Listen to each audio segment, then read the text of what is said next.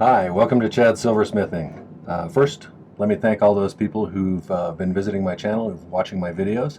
I really appreciate it. And I especially appreciate the people who've donated on my Buy Me a Coffee link, which is up in the top right-hand corner of the screen, or under the About section, if you'd care to do something like that for me. I do appreciate that very much. It's gratifying to finally start making a little money with this. So. But I would love to have you subscribe if you've never been here before, and make sure to hit the like button before you leave. Today, I thought that I would try a ring that I've never done before. I've seen a lot of these over the years. Oftentimes they have two pieces of sheet connected on either side to form kind of a football-shaped profile when you look at it from above. And then they have holes going through the sides, and it makes for kind of a cool contemporary looking ring, and there's a lot of variations I've seen. I'm going to do just kind of a basic one that I've seen a few examples of over the years. But I've never tried one of these, so it'll be a fun experiment to see if I can make it happen. So for the stone for this one, let's see if I can get it on camera here. I picked out a little pink tourmaline here. It's a little round brilliant. It's probably like a 2.5 or a 3 millimeter one. So while I normally use 3/16 inch bezel strip, 28 gauge, I'm going to cut it shorter so that I don't have to file so much off when I make this setting for it. But we'll start with that. The other materials that I'm going to be using are 18 gauge sterling silver sheet. I will use a little bit of 18 gauge wire, round wire, to create a platform. Although this is a pretty small stone, so I'll evaluate whether I want to use 18 or 20 gauge for the inside steps for the step to create the step bezel. So I'll have to look at that once the bezel's made. First things first, let's make the bezel. A lot of things people ask me in the comments that I can answer up front. I use a spray-on flux. It's called Mighty Flux. I get it from Rio Grande. And then I use primarily hard silver solder. I rarely use anything else unless I'm doing some specific thing like a hinge or a spinny ring that I have to be careful about remelting previous solder joints. So those are some materials that I use. So let's make the bezel for this guy. I think I'm going to cut a piece of this off. I should just buy some skinnier bezel, like 1/8 or something. I used to, but I never think to because I don't use it too often. So we'll just cut this one a little bit narrower.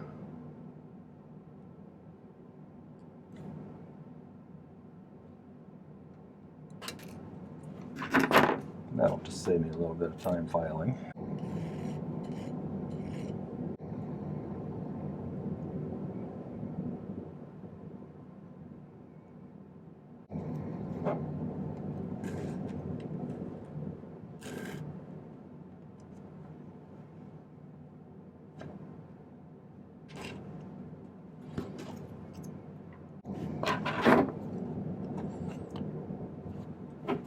As I've gotten older, my eyes have gotten worse, and the stuff like this gets a little bit harder. I can't see it quite as well. Like one of the things that happens sometimes when you're, making a bezel for a faceted stone is if you squeeze it too tight around it, it'll flip up a little bit, and then your bezel will be the wrong size. And this is small enough to where I'm having trouble seeing whether it's flipped up or not. So, getting old is great.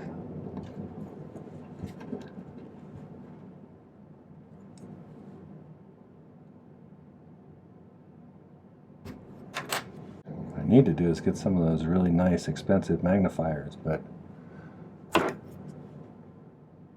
my ship needs to come in first.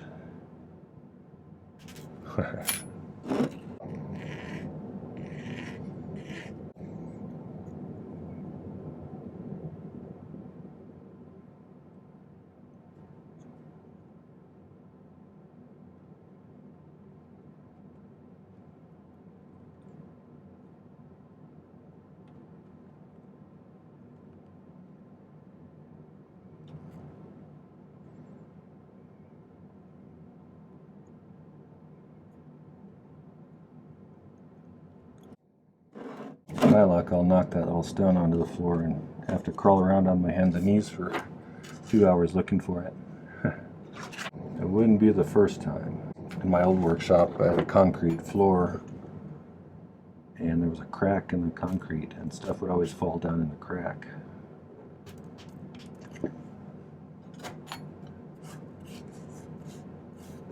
Probably $50 worth of silver down at the bottom of that.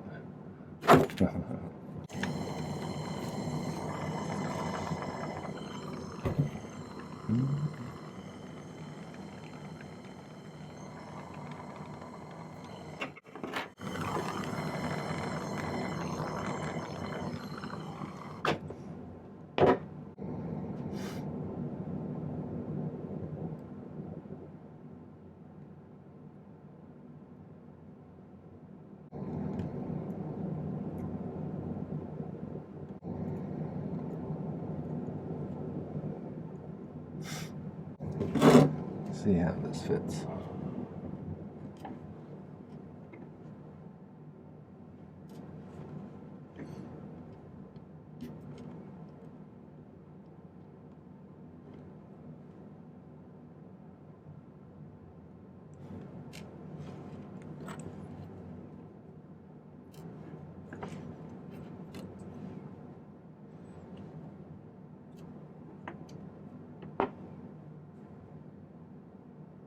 This is one of those times where I need to take a closer look.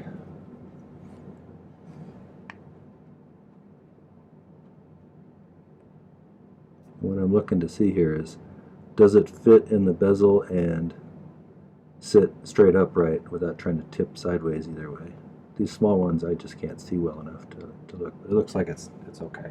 So I'm going to create a little platform. I think I am going to use some 20 gauge wire.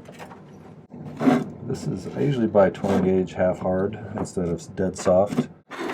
And if you've never bought silver before, dead soft means they've annealed it to the point where it's soft and malleable as they can get it.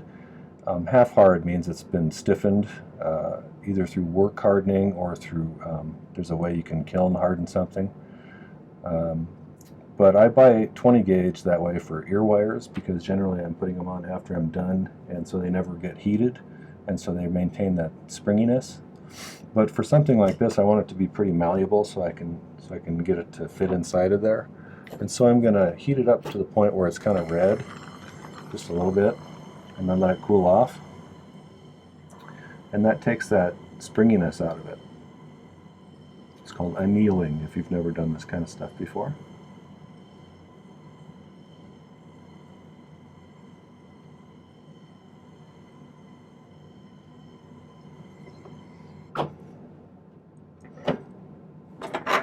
Let that cool for a second.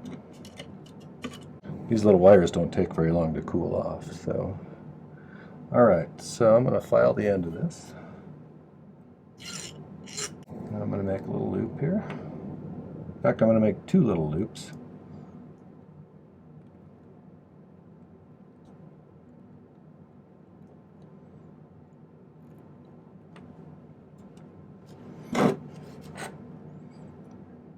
And I want them to fit inside of the bezel here.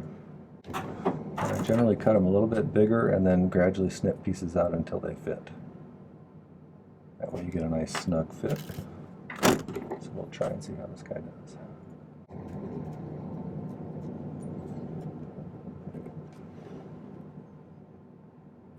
Okay, that'll work.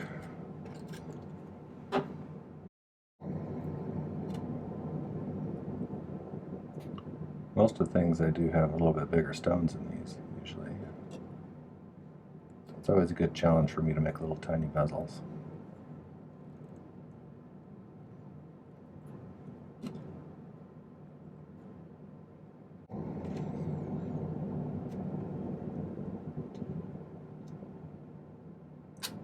Okay, that looks good. Let's put this other one on top of that one. It doesn't fit quite as perfect as the second one I made, so I'll put him above where nobody can see him. And I'm just making sure that they're laying flat in there. And now what I'll do is I'll put a couple of pieces of solder on the pad here. I'll flux this and I'll set it on top of those pieces of solder and then heat it, and it'll draw the solder up in there, which is a nice trick in quite a few different situations. So I'm going to not be shy about using quite a bit of solder.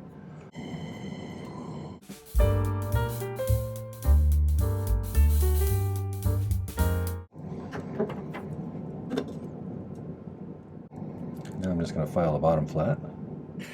In theory, I can do it without filing my knuckles. Okay.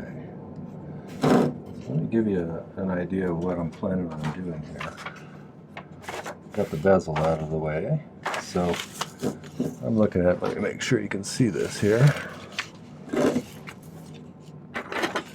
So this would be a top view looking down from it. So it's got kind of a cavity in a football shape there, a marquee shape. And this would be 18 gauge sheet. And then this would be the stone set in the band up here, kind of part way down, so I'll have to saw a little notch out or something. And this would be a side view. So it cups out this way, and then it tapers down a little bit like this to make it comfortable. So this may be a little bit closer to the hole here. But what I'll have to do next is I'll have to cut out a couple of pieces of sheet to the size that I need. And I actually measured this out right here. So I sized it to about an 8, and then I wrapped a piece of paper around the ring mandrel. Let's see, put him. Oh, here it is. So I wrapped it around the ring mandrel, and I taped it together like this at the size that I wanted it to be, which I think was a 7.5 maybe, or 7, I don't remember. And then I made a little circle here. So that'll be, I'll cut a piece of sheet, or 2 pieces of sheet. I hope you can see this. 2 pieces of sheet, about that size, and then I'll use the saw to cut some holes in it. And then we'll talk about shaping it the rest of the way, I think. So that'll be our first step here. So this is 18 gauge sheet. It's pretty thick sheet. So up here, I can get that out. Set this to the side with the stone that I've almost already lost.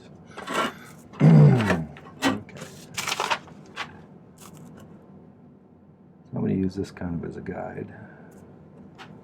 Right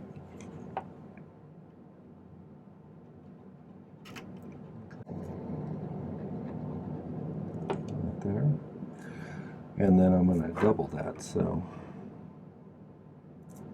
since I need 2 of them. So there's where I made the mark for the first one. Here's the second one. Now I think I can get it relatively rectangular if I measure how far. So it's right on an inch right to there. So we'll just do the same thing over here.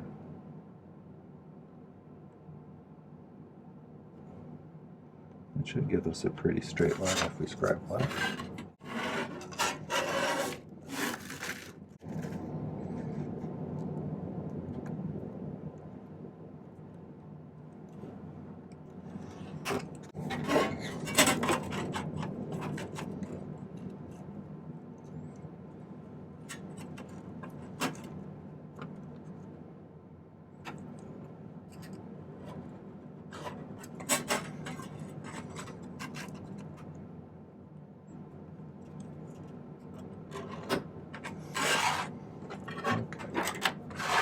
Cut these out. I'm going to use the big tin snips because this is thick sheet.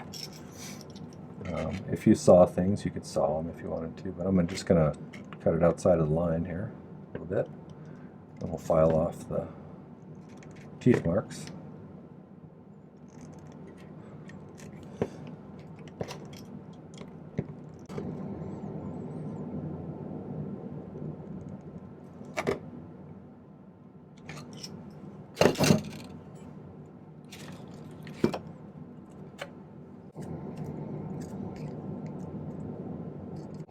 Okay, I have to do some filing. I'm going to take a calculated risk with my regular little cutters that I don't normally use for this thick of sheet. However, I don't want to lose a lot of width on this one. I could saw it, but these guys will cut through 18. They last longer if you don't cut through 18 very often. But that'll save me losing a lot of material in the middle.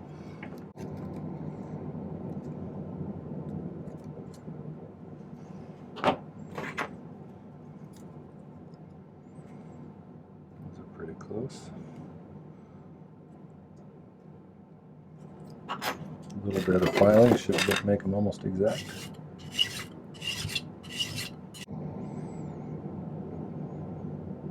Okay, so in order to get the holes lined up on both of these, I think what I'm going to do is I'm going to use some masking tape and tape these together. And then I'll draw the circle on there, and then I'll use the jeweler's saw to cut that out, and then we can clean it up with the file. So, let me find my masking tape here. Keep in mind, I've never done this particular type of ring before, but I think it's pretty doable.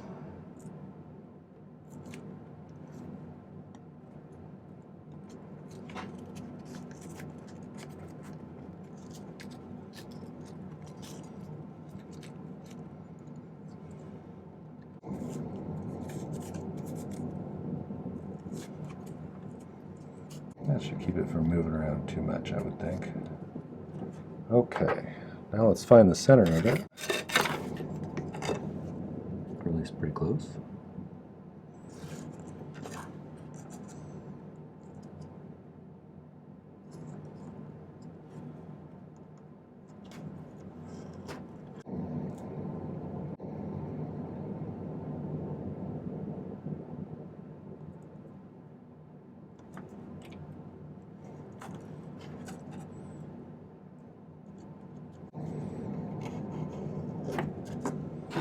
Okay, so I grab my calipers here. Let's see.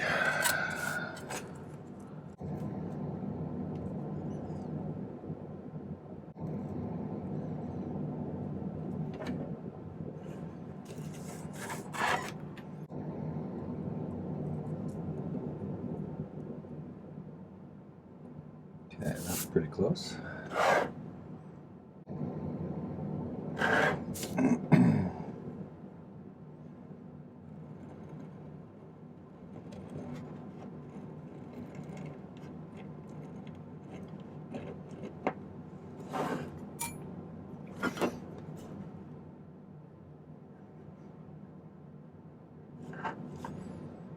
The reason I taped them together like this is so I could cut both holes at the same time with the saw.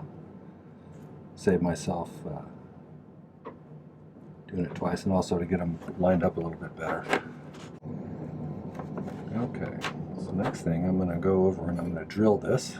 Okay. I put a little drill bit in my Dremel here. Let's maybe make a little dimple here so I can get it to drill in the right spot.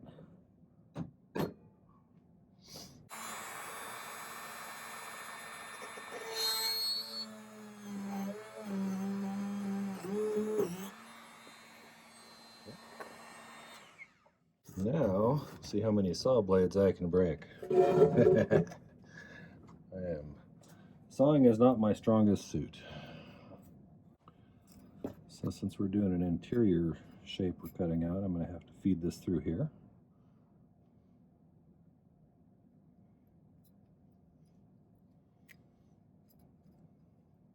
These little screws, you need to twist them a little tighter than hand tight.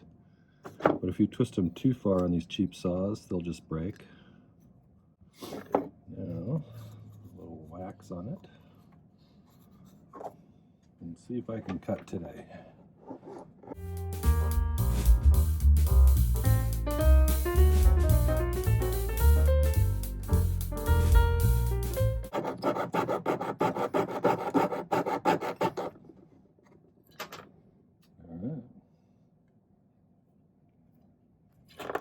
Probably not super round, but it's pretty close, so I can now use the file to clean it up a little bit. I'm just going to use this guy to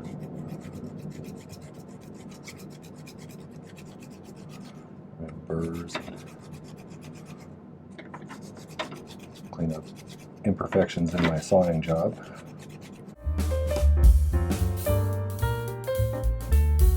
I'm probably going to use the Dremel a little bit to even this out, since I can't file it perfectly. Okay, let's peel this off and see how we're looking. I can already see that I'm a little closer to one side than the other, so I'll need to do a little filing.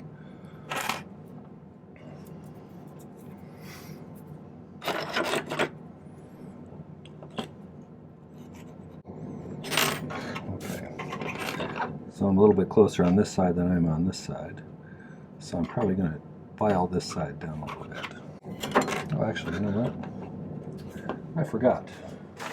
If we're doing this kind of thing, I'm going to taper it down anyway. So we're going to kind of find something curved. This is actually a template for lapidary stuff, but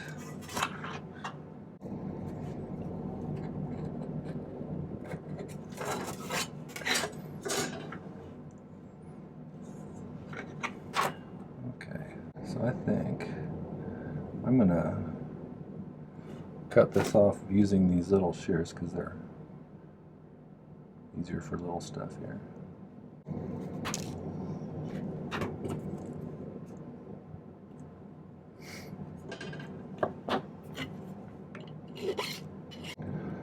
That's looking relatively symmetrical. Okay, let's put it on this one here. Use that as a guide.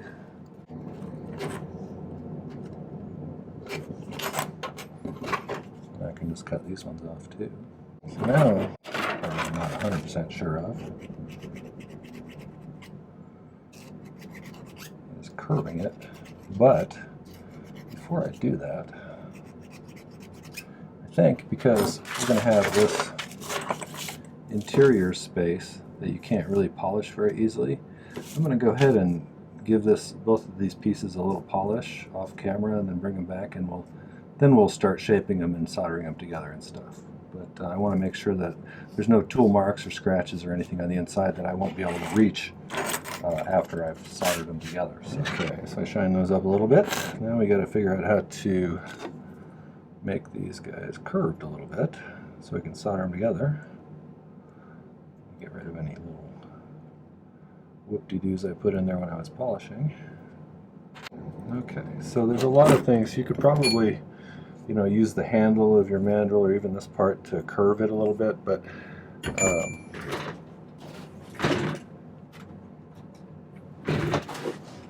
was thinking I'd try this thing, which I got from somebody a long time ago, and it looked like it might be a good way to get a little curve on here.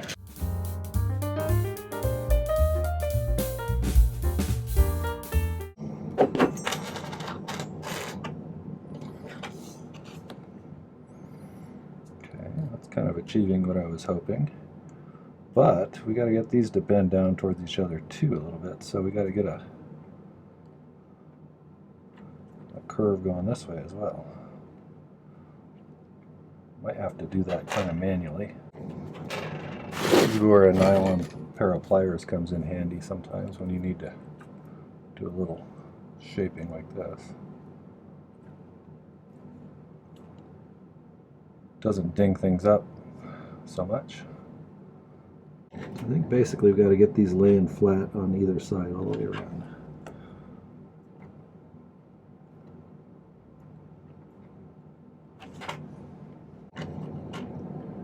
That's pretty close.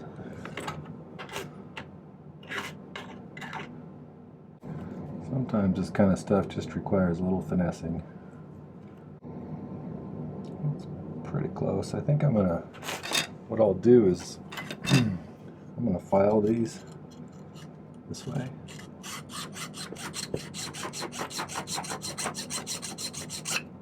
So we get kind of you can see though I'm creating kind of a flat edge on the inside here. I'll do that on both of those. Okay, I think that looks pretty good. We'll see if we can solder it together now.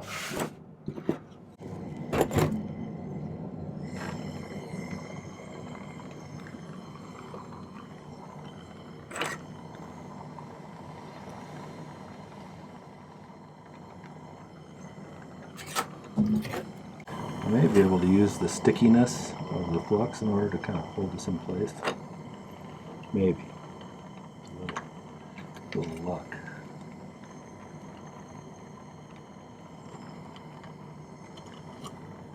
It's pretty good, I think. So I think what I'm going to do is I'm going to use quite a bit of solder. I'm going to pick it onto the sides over here, and we'll see how it goes. Like I said, I've never done one like this before, so it'll be interesting to see how it comes out.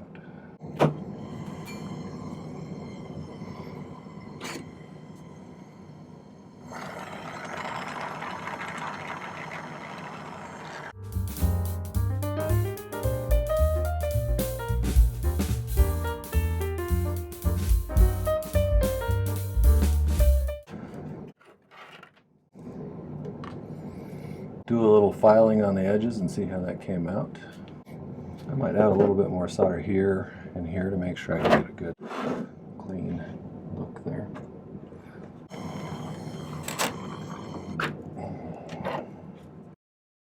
I'm rounding the bottom a little bit because comfort-wise I think that'll make it, since this is a kind of a weird shaped ring, probably make it a little better. So far so good. So I think our next step after we get this all cleaned up with the file here is I need to cut a notch in here. So if I'm going to do it in the center, probably better find the exact center of this. I could do it offset just to be weird, or I could even do it inside of here like that. There's all sorts of options here, but I think I'm going to set it down in here a little bit. So let's find the center of this.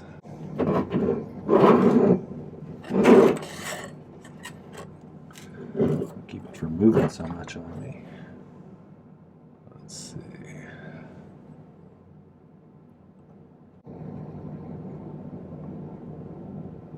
I could have done this with the saw in advance, but I thought it'd be easier to get them exactly the same first, and then after that maybe use the Dremel to carve out a little spot for the stone here. I'm just going to use one of my little grinding wheels and grind out a little spot there, but for time's sake, I'm just going to do it off camera. Okay, so I cut out most of it with the Dremel. Now I'm going to try and neaten it up with the jeweler's file here. And I made it a little deeper than I'm going to solder this in so that it would allow some light to get behind the stone. Still just a little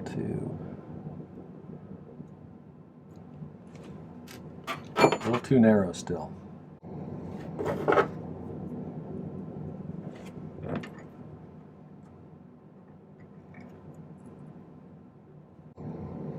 Okay, so I got it sitting kind of centered, but see how I left a little space underneath there so some light could get to the back of the stone. So it's elevated above the slot that I cut there. So now I just have to get it soldered in there. Creates kind of a platform.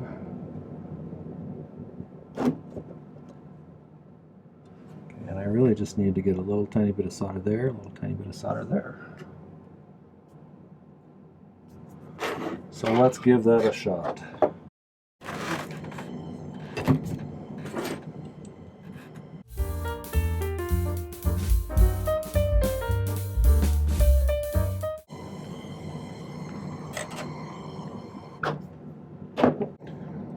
Straight. I think I got solder on both sides pretty good.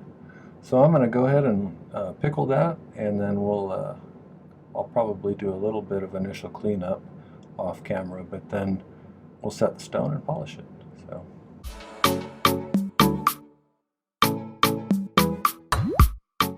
Okay, so I filed down the bezel to the height that it needs to be in order for that stone to be set correctly. And I did some just cleanup with the Dremel with some white polishing or white abrasive silicone wheels. And so I think the rest I'll have to do on the polishing wheel, the regular big polishing wheel. But right now I've already got this in here. I've got it at about the right level, and I played with it a little bit to get it to sit flat. That's sometimes a problem with these little tiny ones. And now let's go ahead and set this guy.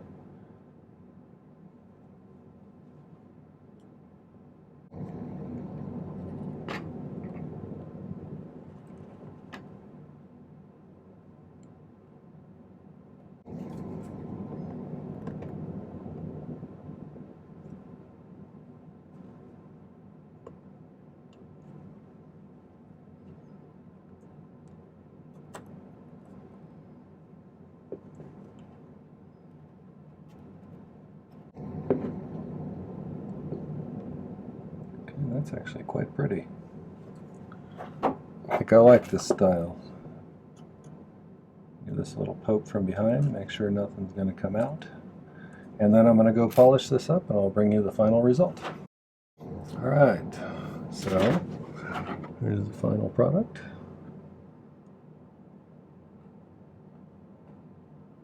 I think it came out pretty good. I'm not sure how comfortable these will be. Oh, but that's not bad. There's not a heck of a lot between your fingers, so it's pretty comfortable. Huh. The biggest bear about this one was getting the polishing compound out of the nooks and crannies on it. So, but yeah, overall I'm very pleased. Right. Well, that was a fun one to try. I hope you enjoyed the video. If you did, make sure to hit the like button down below. And if you'd care to, I have a link where you can contribute to my cause and help me to pay for all the work that I put into these things. So it's up in the top right-hand corner if you're on a computer. If you're on a mobile device, it's usually under the About button. And I also put a link in the description of all the videos. So appreciate it if you do that. Share my channel with others who might have a similar interest. I appreciate that kind of stuff too. And if you have suggestions or comments or just want to talk silver, leave a comment in the section below. Thanks for watching. Happy silversmithing.